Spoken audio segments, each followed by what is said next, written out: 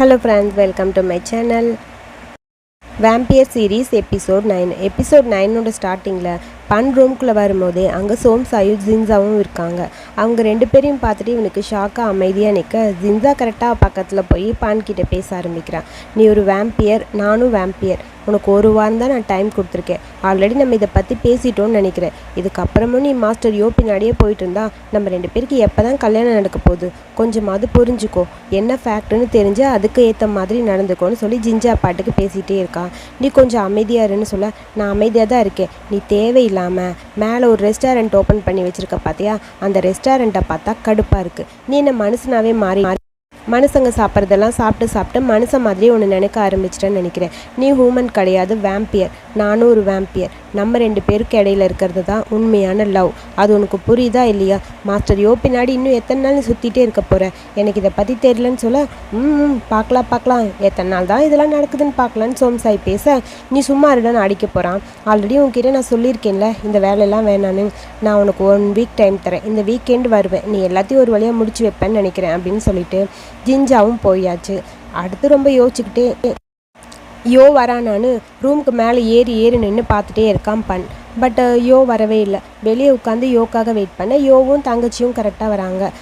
உனக்காக தான் வெயிட் பண்ணிட்டு இருந்தேன், வாங்க மாஸ்டர் யோ போகலான்னு சொல்லி ஒரு ரூமுக்கு கூட்டிகிட்டு போயிட்டான். அங்கே போய் கத்தி கையில் ஒரு சுத்தியலும் ஒரு ஆணியும் கொடுத்து, இதை கரெக்டாக என்னோடய ஹார்ட்டுக்கிட்ட இறக்குங்க. என் ஹார்ட்டில் மாஸ்டர் யோ இருக்கார், அவருக்கு வலிக்க போகுது, பார்த்து பண்ணுங்க அப்படின்னு சொல்லி சிரிச்சுக்கிட்டே பண் கொடுக்குறான். ஸோ இதெல்லாம் நைட் டிஸ்கஸ் பண்ணியிருக்காங்க போல். சின்ன தான் இந்த ஐடியா கொடுத்துருப்பான் போல். அவன் சொன்ன மாதிரி இவன் பேசிகிட்டே இருக்க, உங்களோட நோட் புக்கில் இருக்கிற அடுத்த வழி ஆரம்பிக்க போகுது, ஆரம்பிங்க பார்த்து பத்திரமான்னு சொல்ல, என்னமோ பண்ணுங்க, டேஞ்சர் ஆகாமல் பண்ணிங்கன்னா சரின்னு சொல்லிட்டு பயமாக இருக்குன்னு சொல்லிட்டு தங்கச்சி பாப்பா அந்த பக்கம் போயிடுது. உடனே மேலே போட்டிருக்க டிஷர்ட்டை கழட்டிட்டு குத்துங்கன்னு சொல்லி சொல்லிட்டே இருக்க யோக்கு ஒரு மாதிரி இருக்குது. இதெல்லாம் வேணாம், இதை நம்ம ஸ்கிப் பண்ணிடலாம், வேறு ஏதாவது ட்ரை பண்ணலான்னு சொல்லிட்டு அப்படியே அந்த ஆணியும் சுற்றிலையும் கீழே வச்சுட்டான். நீங்கள் வச்சா மட்டும் நான் சும்மா இருப்பேனான்னு அந்த ஆணியை எடுத்து அப்படியே அவனோட ஹார்ட்டுக்கிட்ட அப்படியே உடனே அங்கேருந்து பிளட்டு வர ஆரம்பிக்குது. அந்த பிளட்டை பார்த்துட்டு தங்கச்சி அப்படியே பயந்து போயிட்டா. பிளட்டு கண்டினியூவாக வந்துட்டுருக்கா. ஆனால் அங்கே பண்ணுக்கு எந்த ஒரு வலியும் இல்லை. அவன் அமைதியாக இருக்கிறத பார்த்து தங்கச்சிக்கும் யோக்கும் செம்ம ஷாக்காக இருக்குது. யோ கன்ஃபார்ம் பண்ணிடுறான். அப்போ உண்மையாகவே பன் தான் வேம்பியர் அப்படின்னு சொல்லி அப்படியே ஷாக்காக நின்றுருக்கா. ஷின்னும் கம்சாயும் வராங்க.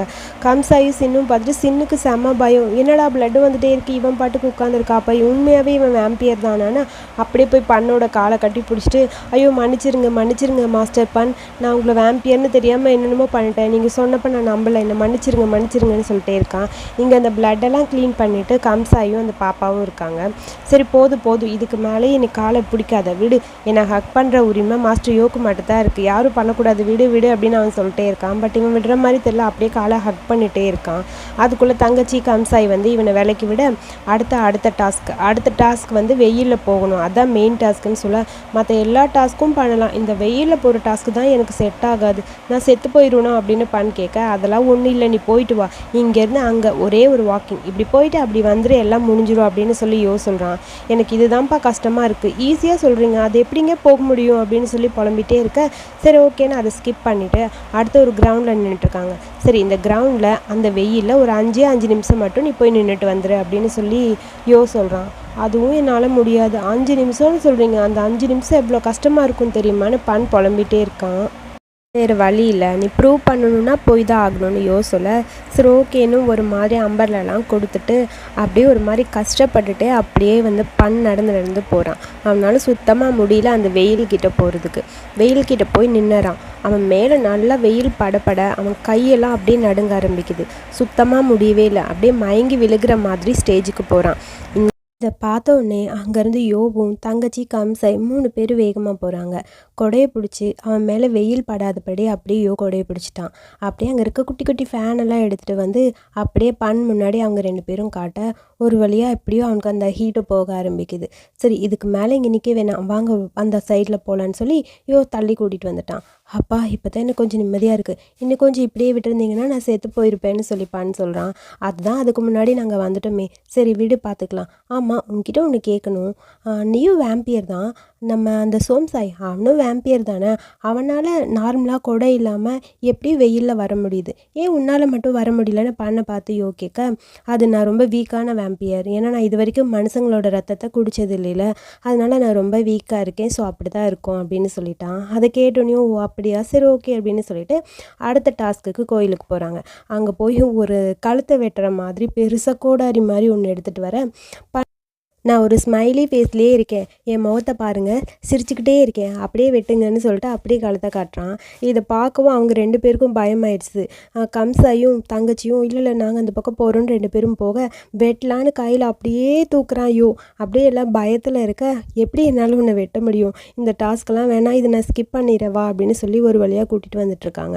உண்மையாகவே இந்த டாஸ்க் வேணாமா, அதெல்லாம் வேணாம், பேசாமல் வான்னு சொல்லி அப்படி வந்துட்டே இருக்க, அப்புறம் நல்ல வேளை என் கழுத்தை வெட்டினீங்க, என் இதயத்தை வெட்டலையே, உன் இதயத்தை நான் எப்படி கட் பண்ண முடியும், உன் இதயம் தான் உன்கிட்ட இல்லையே, என்ன சொல்கிறீங்க மாஸ்டர் யோனுப்பான்னு கேட்க, உன் இதயம் என்கிட்ட தானடா இருக்குது அப்படின்னு சொல்கிறான். ஐயோ இவனுக்கு 2 பேரும் அலும்பு தாங்க முடியல, வா நம்ம 2 பேரும் போயிடலான்னு தங்கச்சியும் கம்சாயி அப்படியே அந்த பக்கம் போயிட்டாங்க. இவங்க 2 பேரும் எவ்வளோ பேச முடியுமோ அவ்வளோ பேசிட்டு ரொமான்ஸ் பண்ணிவிட்டு அப்படியே மேலே வந்து பார்க்குறாங்க. இவங்களோட மாடிக்கு வந்து பார்த்தா அங்கே ரெஸ்டாரண்ட் ஃபுல்லாக கூட்டமாக இருக்குது, சுத்தமாக நம்பவே முடியல. சீன் எல்லாரும் கூட டான்ஸ் ஆடிட்டுருக்கான். நம்ம ரெஸ்டாரண்ட்டாக இது, என்னடா இப்படி இருக்குது, இதை பற்றி ஏதாவது டிக்டாக் வீடியோ போட்டேயாடான்னு சொல்லி தங்கச்சி கேட்குறா யோவை பார்த்து. இல்லையே நான் எதுவும் போடலையே, அப்புறம் எல்லாம் அந்த சாங்குக்கு தான் ட்ரெண்ட் ஆகிடுச்சு போலன்னு சொல்ல ஒரு வழியாக அங்கே இருக்க கஸ்டமர்ஸ் எல்லாம் போயிட்டாங்க. நைட் டைமும் ஆகிடுச்சு. மற்றவங்கெல்லாம் சரி லேட் ஆகிடுச்சு நான் போகிறேன்னு போக அங்கே பண்ணும் யோவும் மட்டும் இருக்காங்க. ஐயோ உன்னோட ரூம் சாவிதா, நான் போகிறேன், நீ கொஞ்சம் நேரம் பண்ணிக்கிட்டு பேசிட்டு வான்னு சொல்லி தங்கச்சி சாவி வாங்கிட்டு போயிட்டான். கொஞ்ச நேரம் கழிச்சு பார்த்தா கம்சை வந்து ஒரு நிமிஷம் இங்கே வான்னு கூப்பிட அங்கே வரான். இது உனக்கு கிடச்சிருக்க நல்ல சான்ஸ், தனியாக இருக்கீங்க, எப்படியாவது அடுத்த கட்டத்துக்கு மூவ் ஆகு, போய் ஒழுங்காக ப்ரப்போஸ் பண்ணுற வழியை பாருன்னு பண்ணிக்கிட்ட சொல்ல, எப்படி ப்ரப்போஸ் பண்ணுறதுன்னு தான் தெரியலையா, அழகாக ஒரு பாட்டு பாடு, நல்லா லவ் சாங்காக பாடு, ப்ரப்போஸ் பண்ணிடலான்னு சொல்ல, லவ் சாங்கா அதெல்லாம் எனக்கு வராதுன்னு சொல்ல, உடனே ஒரு ரூமில் போய் நான் கிட்டார் எட்டு வரேன், ஏடா எப்போ பார்த்தாலும் யார் ரூம்க்கே போயிட்டுருக்கீங்களாடா எல்லாரும் அப்படின்னு சொல்லி கேட்குறான். பட் ஒரு வேலையை கிட்டார் எட்டு வந்து ஷின் கொடுத்துட்டு ஒரு பாட்டு ஒன்று ஆரம்பிக்கிறான். என்ன அழகானையோ அப்படின்னு சொல்லி ஒரு பாட்டை ஸ்டார்ட் பண்ணுறான். இது அப்படியே பிடிச்சிட்டு அப்படியே போயிடுன்னு சொல்ல, எல்லாம் எனக்கு தெரியும் கூடுன்னு சொல்லி அந்த கிட்டாரை வாங்கிட்டு அப்படியே வரான்.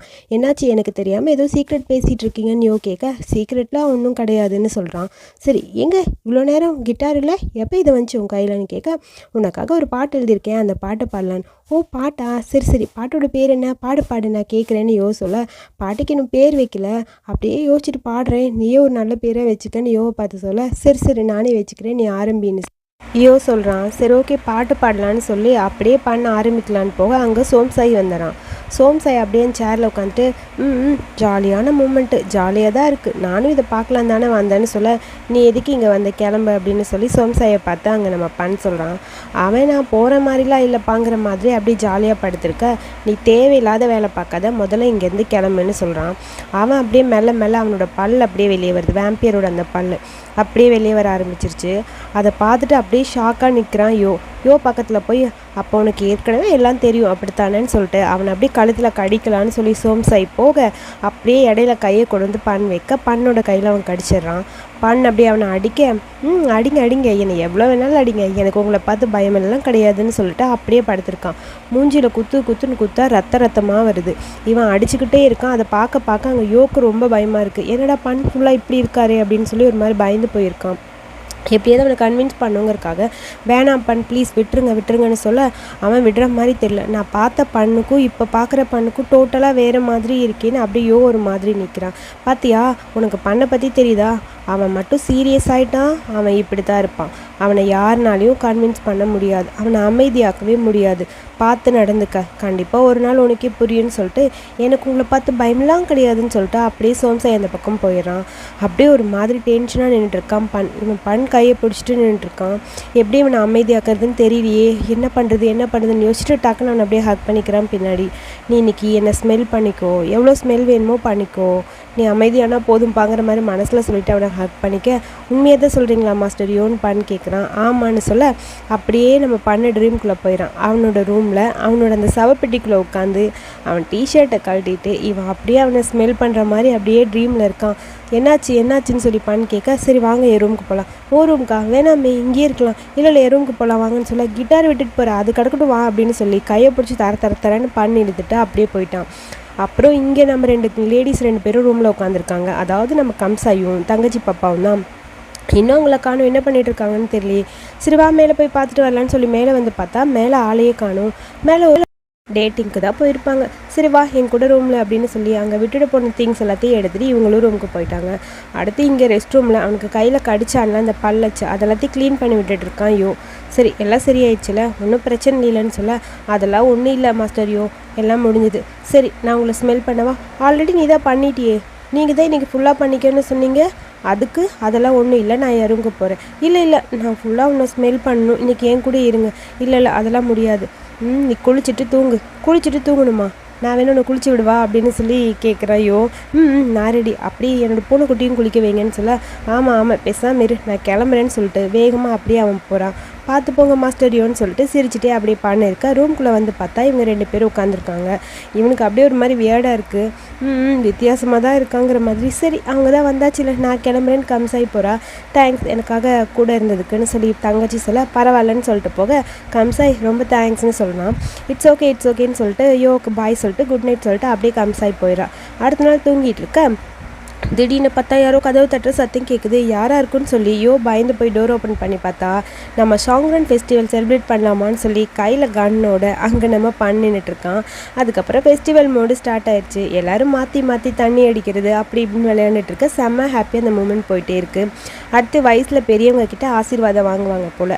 அந்த பாட்டி எல்லாருக்கும் ஆசீர்வாதம் பண்ணிகிட்ருக்க, அப்போ இருக்கிறதுலே வயசு யார் அதிகமோ அவங்க தானே ஆசீர்வாதம் பண்ணும், அப்போ நான் தானே பண்ண சொல்கிறான். அப்புறம் பண்ண உட்கார வச்சு அந்த பாட்டி மற்ற எல்லாரும் அப்படியே ஆசீர்வாதம் வாங்கிட்டு இருக்க பாட்டிக்கு கன்ஃபியூஸ்டாக இருக்குது. அது மட்டும் புரியுது. பாட்டி உங்களை விட பண்ணுக்கு வயசு அதிகம், அவனோட வயசு 990 தெரியுமா அப்படின்னு சொல்லி இங்கே காமெடி பண்ணிட்டு இருக்காங்க.